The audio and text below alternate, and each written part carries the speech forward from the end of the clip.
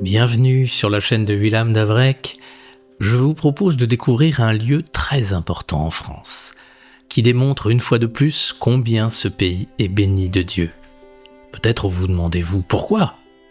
Car il s'est produit non seulement une apparition mariale, mais aussi une très rare apparition de Saint Joseph, et de plus, ce lieu est à l'origine de la naissance du roi Louis XIV.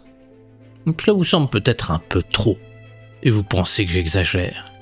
Alors, laissez-moi vous raconter toute cette histoire passionnante. Nous sommes en Provence, au cœur d'un petit village accroché à une falaise de tuf, haute de près de 80 mètres.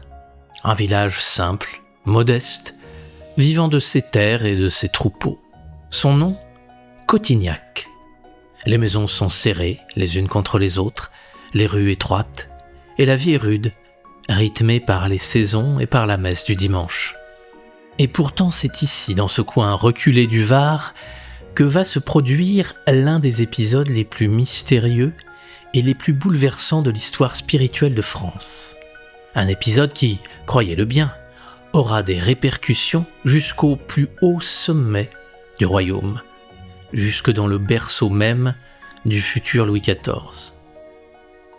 Mais pour comprendre ce qui va se passer, il faut revenir plusieurs siècles en arrière. Nous sommes au matin du 10 août 1519. Le soleil provençal s'élève lentement au-dessus du mont Verdaille. La chaleur promet d'être accablante. Un jeune homme gravit le chemin qui serpente entre les chênes. Il s'appelle Jean de la Baume. Il a 22 ans. C'est un jeune bûcheron robuste, simple, mais très pieux.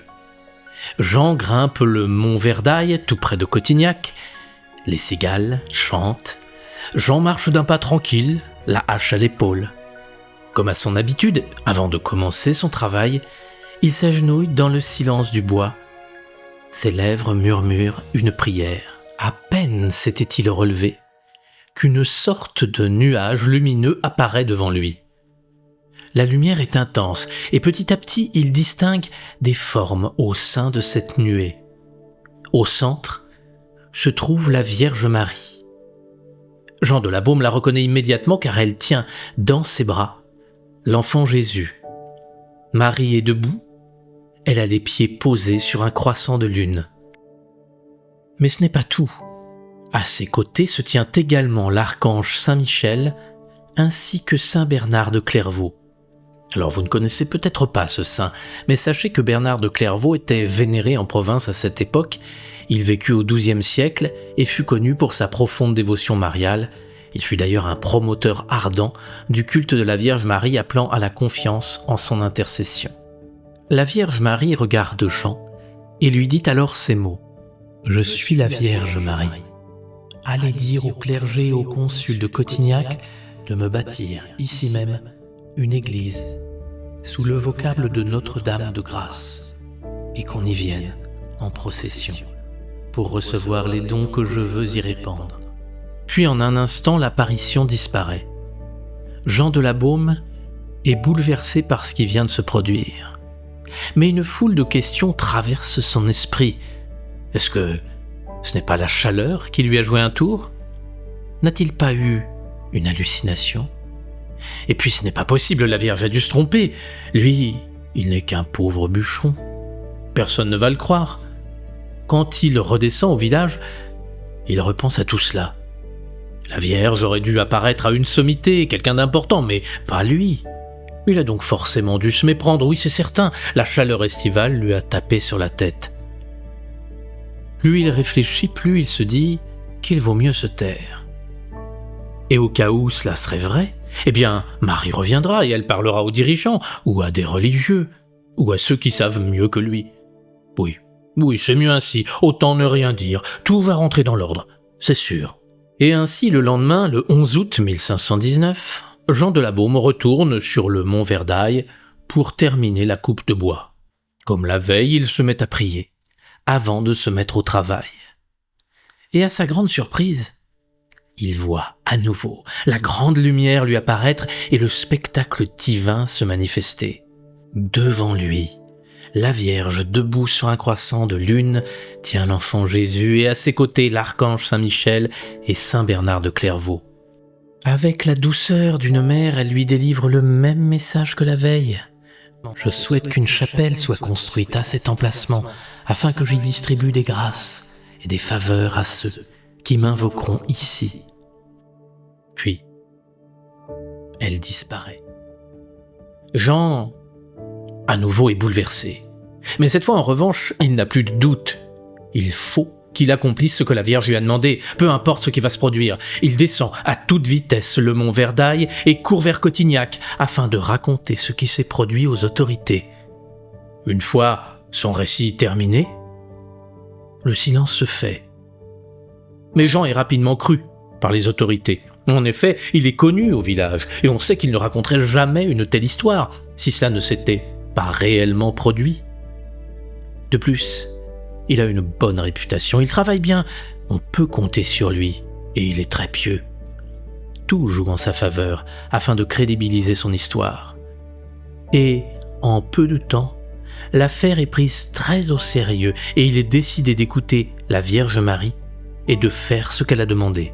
Moins d'un mois plus tard, le 14 septembre 1519, une grande procession rassemble tout le village. Les cloches sonnent, les enfants chantent, les prêtres en tête ouvrent la marche. Ensemble, ils gravissent le mont Verdaille. Ce jour-là, on pose la première pierre d'un sanctuaire, Notre-Dame de Grâce. Et là, en creusant le sol pour construire les fondations, les ouvriers vont découvrir quelque chose de très étrange. Des ossements qui sont accompagnés de clous et de ferrailles. Des savants sont dépêchés afin de les étudier. Et les conclusions sont sans appel. Ce lieu était une tombe où l'on aurait enterré des martyrs de l'époque romaine. Une découverte qui vient donner encore plus de poids au caractère sacré du lieu. Dès lors, Cotignac devient un centre de pèlerinage. Les habitants affluent, non seulement du Var, mais de toute la province. Et comme la Vierge l'avait annoncé, des grâces commencent à se répandre. Des guérisons inexpliquées, des conversions, des prières exaucées. Le pape Léon X lui-même, à Rome, reconnaît l'importance du lieu. Dès 1521, il accorde des indulgences aux pèlerins qui viennent prier à Notre-Dame de Grâce. En quelques années, ce petit village perdu de Provence se retrouve projeté au cœur de la ferveur mariale. Cotignac devient un lieu vivant où la foi et les miracles attirent sans cesse de nouveaux pèlerins. Mais ce n'est là que le commencement. Car un demi-siècle plus tard, ce sanctuaire va jouer un rôle inattendu, décisif, dans l'histoire de France elle-même. Un siècle a passé depuis l'apparition de la Vierge à Jean de la Baume. Nous ne sommes plus dans le calme des collines provençales, mais au cœur du royaume de France, dans les couloirs du Louvre. Louis XIII règne. À ses côtés, son épouse Anne d'Autriche. 23 années de mariage et toujours aucun enfant. Pour un couple royal, c'est un drame, mais pour le royaume, c'est une catastrophe annoncée. Car l'héritier du trône, c'est bien plus qu'un fils. C'est l'assurance de la continuité, de la stabilité. Sans héritier, le spectre des guerres de succession plane sur tout le pays. Anne d'Autriche a connu plusieurs grossesses, mais toutes se sont terminées par de fausses couches. Et plus les années passent, plus l'espoir s'amenuise. Le peuple tremble, la cour s'impatiente. Certains chuchotent qu'il n'y aura pas d'héritier. C'est alors qu'entre en scène un religieux, discret, inconnu de tous. Son nom ? Frère Fiacre. À l'origine, il s'appelait Denis Antôme, un simple potier devenu Augustin déchaussé, retiré dans le monastère de Montmartre. Un homme humble qui prie beaucoup et suit la règle monastique. Nous sommes dans la nuit du 3 novembre 1637. Dans sa cellule, sombre, Frère Fiacre prie. Quand soudain, il entend des cris d'enfants. Il lève les yeux et là, il voit une femme assise qui porte un enfant dans ses bras. La lumière l'enveloppe et sa tunique, d'une blancheur éclatante, scintille d'étoiles. Sa tête porte une tiare à 3 cercles. frère Fiacre se prosterne immédiatement devant l'apparition. Il en est certain, c'est la Vierge Marie et l'enfant Jésus. Elle parle alors aux religieux bouleversés. « N'aie pas peur, je suis la mère de Dieu et cet enfant n'est pas Jésus, mais le dauphin que Dieu veut donner à la France. » Puis la vision disparaît. Frère Fiacre se demande s'il n'a pas inventé tout cela. A-t-il rêvé ? Comme pour dissiper ses doutes, quelques heures plus tard, dans la même nuit, la Vierge revient. Mais elle ne dit rien. Elle tient simplement l'enfant sur ses genoux, comme pour rassurer le frère qui ne pouvait admettre la réalité de sa présence. Et pour finir de convaincre frère Fiacre, une troisième fois, avant l'aube, la Vierge lui apparaît. « Ne doutez plus, mon fils. Je veux qu'on avertisse la reine Anne d'Autriche de faire 3 neuvaines en mon honneur. La première à Notre-Dame de Grâce à Cotignac, en Provence, la seconde à Notre-Dame de Paris et la troisième à Notre-Dame des Victoires, à Paris. Et pour que tu sois sûr de ma parole, regarde. » Alors, devant les yeux du religieux, une vision éclate. Il voit avec précision l'église de Notre-Dame de Grâce à Cotignac. Le chœur du sanctuaire fait un demi-rond tout azuré et semé d'étoiles à l'endroit de l'autel. Il voit également un tableau qui se trouve en ce lieu. Au matin, frère Fiacre court raconter ses visions à son supérieur. Bien entendu, personne ne s'attendait à cela. Seulement, il faut vérifier que frère Fiacre dit bien la vérité et qu'il n'est pas simplement fou. Une enquête commence donc. Chaque détail est analysé. Le cardinal François de la Rochefoucauld mandate des vérifications auprès du gouverneur de Provence et de l'évêque de Fréjus pour confirmer la description précise du sanctuaire de Cotignac donnée par frère Fiacre. La réponse est claire, oui, la description donnée par le religieux correspond parfaitement. Rappelons tout de même que frère Fiacre n'a jamais quitté Paris et ne s'est jamais rendu à Cotignac de toute sa vie. Seulement, frère Fiacre constate que les autorités ecclésiastiques prennent trop de temps. Il a peur que la demande de la Vierge ne soit pas respectée et, suivant son inspiration, il décide de ne plus attendre et de commencer les 3 neuvaines. Bien sûr, il ne peut se rendre à Cotignac, mais comme Marie lui a permis de voir le sanctuaire, il s'imagine là-bas et prie de toute son âme. Pour les neuvaines à Notre-Dame de Paris et Notre-Dame des Victoires, c'est plus simple, il lui suffit de s'y rendre. Le 5 décembre 1637, frère Fiacre termine sa prière. Ce jour-là, le roi Louis XIII a pour projet de se rendre à Saint-Germain-en-Laye, mais un violent orage éclate. Contraint et forcé, il atterrit au Louvre. Il faut savoir que la relation entre Louis XIII et la reine est très tendue. Le roi n'a en ce jour pas particulièrement envie de voir Anne d'Autriche. C'est là que son capitaine des gardes lui conseille de souper avec son épouse. Louis XIII accepte, et contre toute attente, il passe un bon moment. Tout semble agréable dans cette soirée. Les époux, habituellement tendus, s'entendent à merveille et décident de partager le même lit royal. Il est dit que c'est cette nuit où Louis XIV fut conçu, le jour même de la fin de la neuvaine de frère Fiacre. En janvier 1638, le médecin royal confirme la nouvelle. La reine est enceinte. La joie éclate, la rumeur se répand, la France entière reprend espoir.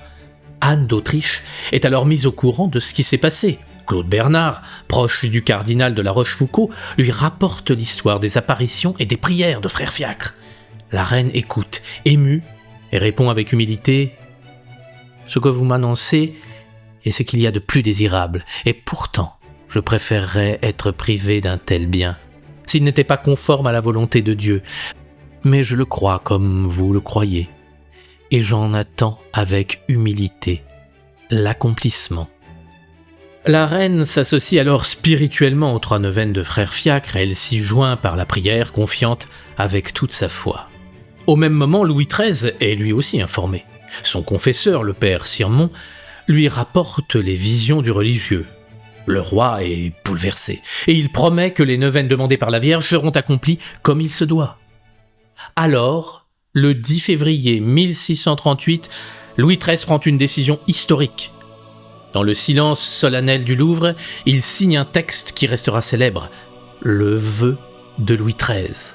Dans cet acte, il consacre son royaume tout entier à la Vierge Marie. Chaque année, désormais, une procession solennelle devra avoir lieu pour rappeler que la France est consacrée à la Mère divine. Le 5 septembre 1638, après 23 ans d'attente, Anne d'Autriche met au monde un fils, Louis Dieudonné, ce qui signifie le don de Dieu. Celui qui deviendra Louis XIV, le roi soleil. Un enfant que le couple royal voit comme un don direct du ciel, un enfant que toute la France accueille comme un miracle. Et pour Cotignac, c'est une confirmation éclatante. La Vierge avait bien choisi ce petit sanctuaire provençal pour y répandre ses grâces jusque dans les plus hautes sphères du royaume. Anne d'Autriche ne l'oubliera jamais. En 1644, elle enverra un tableau représentant le vœu de son époux à Cotignac. Et en 1660, elle viendra elle-même, avec son fils désormais roi, accomplir un pèlerinage de gratitude. Quant à Frère Fiacre, il fut bien entendu reçu à la cour de France et où il put tout expliquer de ses visions et de ses prières. Vers les fêtes de Pâques 38, il se rend à Cotignac accompagné de son supérieur et porte une lettre officielle du roi Louis XIII qui demande que l'on vienne en aide aux religieux lors de leur pèlerinage. D'ailleurs, une anecdote est assez intéressante. Quand il se rendit enfin physiquement dans la chapelle du sanctuaire, il fut étonné de ne pas voir la peinture que la Vierge lui avait montrée lors de sa vision. On lui expliqua que celle-ci avait été remplacée 2 semaines plus tôt et transférée dans la sacristie. Lorsqu'il put finalement la voir, il reconnut que c'était exactement la peinture de sa vision. Il est tout de même assez incroyable de noter qu'une situation catastrophique s'est solutionnée en l'espace de quelques mois. La Vierge Marie a fait une demande qui a été entendue et tout a basculé. Une reine, après 23 années d'attente, portait enfin un héritier et un roi reconnaissant consacrait solennellement son royaume à Marie. Cotignac, ce petit village perché du Var, se retrouvait soudain lié à la plus haute destinée de la France. Je vois déjà certains d'entre vous en train de se dire ou de noter en commentaire « Mais enfin, tu nous as parlé d'une apparition de Saint-Joseph, et là, il n'y a qu'une apparition de la Vierge. » Il est vrai. Mais patience, mes amis, car l'histoire ne s'arrête pas là. Quelques décennies plus tard, le 7 juin 1660, le ciel va de nouveau se pencher sur Cotignac. Ce début du mois de juin est très chaud, et en cette journée, la chaleur est accablante. Sur le versant est de la colline du Bessillon, à 2 km du sanctuaire de Notre-Dame-de-Grâce, un jeune berger garde son troupeau. Il s'appelle Gaspard Ricard. Avec ce soleil de plomb, le bétail s'agite et surtout, Gaspard a très soif. Malheureusement, il a déjà tout bu et sa gourde est vide. De plus, la rivière la plus proche est trop loin. Alors instinctivement, Gaspard se met à prier. Il prie avec des mots simples, avec la foi du pauvre, lui demandant à Dieu un peu d'eau pour soulager sa soif. Et soudain, devant lui, un homme apparaît. Pas n'importe quel homme, un homme âgé. Son visage est lumineux, doux, empreint d'une autorité paternelle. Sa présence impose le respect et inspire la confiance. Le vieil homme désigne une pierre massive posée à quelques pas de là, et il dit d'une voix ferme mais rassurante : « Soulève la pierre et tu boiras. » Gaspard, étonné, regarde le rocher. Il est énorme, impossible à bouger. « Mais Seigneur, cette pierre est trop lourde !» Le vieil homme le regarde avec un léger sourire et insiste d'un signe de la main. Alors Gaspard s'approche et, à sa grande surprise, il soulève la pierre sans peine. Et là, sous ses yeux, une eau fraîche jaillit. Une source vive, claire, limpide, éclate du sol sec. Gaspard tombe à genoux, boit à pleine gorgée, le cœur battant de reconnaissance. Mais lorsqu'il se retourne pour remercier le vieillard, celui-ci a disparu. Oh, quoique avant de s'éclipser, Il avait simplement laissé son nom. Je suis Joseph. Gaspard comprend que c'était Saint Joseph, l'époux de Marie, le père adoptif de Jésus. La nouvelle se répand aussitôt dans le village, mais les habitants doutent. Une source sur ce versant du Bessillon ? Jamais personne n'en a vu. Et puis avec cette sécheresse, impossible. Alors des paysans décident d'accompagner Gaspard. Ils montent jusqu'au lieu indiqué et, stupéfaits, ils constatent qu'une eau limpide jaillit du sol. Et tu nous dis, Gaspard, que c'est toi qui as bougé le rocher qui est là, juste à côté ? C'est impossible. Alors, plusieurs hommes robustes essaient de déplacer la pierre, mais rien n'y fait. La pierre reste immobile comme un sceau, comme une marque tangible du miracle. Rapidement, on comprend qu'il s'agit bien d'une apparition, et la ferveur s'empare à nouveau de la région. Les pèlerins affluent, venant parfois de loin, pour boire à la source, pour toucher cette eau qui apaise et qui guérit. Les témoignages se multiplient, des malades reprennent des forces, des douleurs s'atténuent, la source est dite miraculeuse. Les fidèles déposent des offrandes, parfois si nombreuses qu'il faut organiser la collecte. Le 25 juillet 1660, le conseil municipal de Cotignac établit des registres, nomme des bénévoles pour tenir les comptes et remettre des reçus aux pèlerins. Et très vite, une décision s'impose. Avec ces dons, il faut construire une chapelle dédiée à Saint Joseph. Les travaux avancent rapidement. Dès septembre 1660, les premiers offices sont célébrés, mais l'affluence est telle qu'il faut voir plus grand. Alors une église plus vaste est bâtie, et en 1663, elle est officiellement consacrée. L'évêque du lieu reconnaît officiellement l'apparition. Et moins d'un an après, le 19 mars 1661, c'est le jeune roi Louis XIV lui-même qui décrète que la fête de Saint-Joseph sera un jour chômé dans tout le royaume. Un signe fort. Le ciel avait parlé et le roi en tenait compte. Cotignac est un lieu absolument unique au monde, car la Vierge Marie et Saint Joseph y sont apparus, les deux figures parentales de Jésus ayant marqué de leur présence ce même village provençal, même si ce fut à époque et lieu différents. Mais l'histoire de Cotignac n'est pas un long fleuve tranquille. Après les apparitions, après la ferveur, après la reconnaissance officielle, le sanctuaire va connaître, lui aussi, ses heures sombres. Nous sommes en 1793, la Révolution française gronde, et partout, les symboles religieux sont pourchassés. À Cotignac, les pères de l'oratoire chargés du sanctuaire sont expulsés. L'église devient une prison. On y enferme même des suspects avant de les envoyer à Toulon pour être exécutés. Les révolutionnaires saccagent, pillent, brisent. Le tableau offert par Anne d'Autriche est détruit. Et en 1696, le sanctuaire est rasé pierre par pierre. Les matériaux sont vendus, la forêt alentour est coupée. Tout semble perdu. Mais Cotignac a connu le passage du ciel et rien, pas même la Révolution ne peut effacer cela. En 1810, bien des années après, les habitants eux-mêmes se mobilisent. Ils reconstruisent l'église selon le même plan qu'autrefois. Les villageois offrent leur travail, leurs bras, leurs deniers. Certains donnent des journées entières pour rebâtir ce que la folie avait détruit. Peu à peu, le sanctuaire reprend vie. On y replace la statue de la Vierge, on y dépose les reliques, on y accroche le tableau de la première apparition, sauvé par un maire courageux, Jean-François Templier, qu'il avait découpé et caché pour qu'il échappe aux flammes. Cotignac renaît et les pèlerinages reprennent. Au XIXe siècle, les oblats de Marie Immaculée prendront en charge le sanctuaire et lui redonneront sa vitalité.